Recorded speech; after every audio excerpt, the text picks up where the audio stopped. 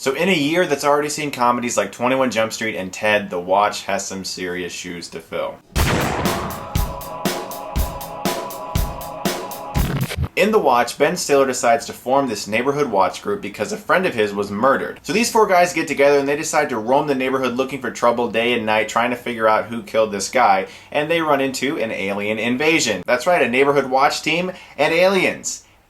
Now we have our movie. Now I like all these guys, alright? Jonah Hill, Ben Stiller, Vince Vaughn. I really like those comedians. I've liked a lot of their films in the past. The gentleman from Flight of the Conchords, Richard Ayoade or something like that, I can't pronounce his name. But they all have a nice rapport with one another. But the thing about this movie is that although the plot is kind of interesting, kind of funny, there could be a lot of humor there. The whole alien invasion, geeky neighborhood watch squad, you know. There really is nothing holding this movie together. The script isn't really that funny, and I feel bad saying that since one of the co-writers is Seth Rogen, who's one of my favorite comedians. The movie is just very all over the place, scattered here and there, lots and lots and lots of cliches, and really bad dialogue. And this movie is a really prime example of the fact that no matter how funny you are as a comedian or as an actor, or good you are at improv, like say Vince Vaughn or Jonah Hill, you really need a good script to propel you, you know, to give you some inspiration. And this movie just doesn't really have that. And actually, my favorite part of this movie were like the more sci-fi action sequences involving the aliens and some of the action scenes that were involved with that. Those were actually some of my more favorite parts of this movie. The scenes where the guys are just sitting around talking, that should have been comedic gold. That should have been excellent. That should have been some of the best comedic dialogue of the year, judging by the cast we have here alone. But this movie just doesn't really have that. It's just not really that funny, actually. I mean, if you saw the trailer for this movie and you thought,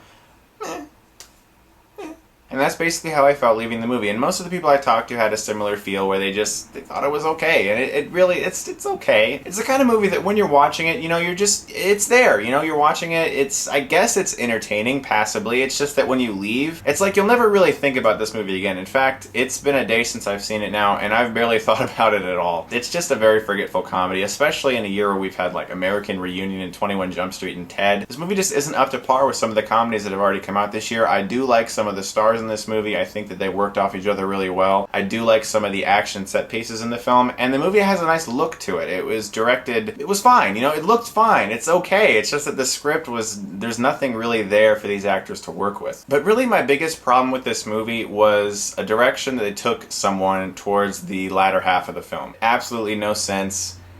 It's dumb. It was dumb.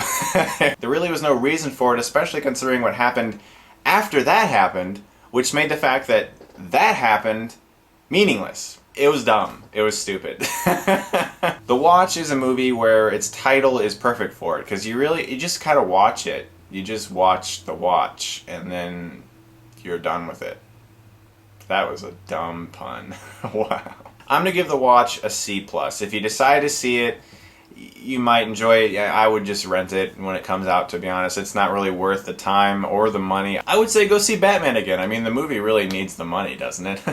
Support your indie filmmakers. So I'd like to know, what's a movie you guys went into and you're like, man, with a cast like this has got to be special. This has to be good. And then it just kind of deflated and all that. And as always, guys, if you like this review, you can subscribe to my channel and get Stuckmann.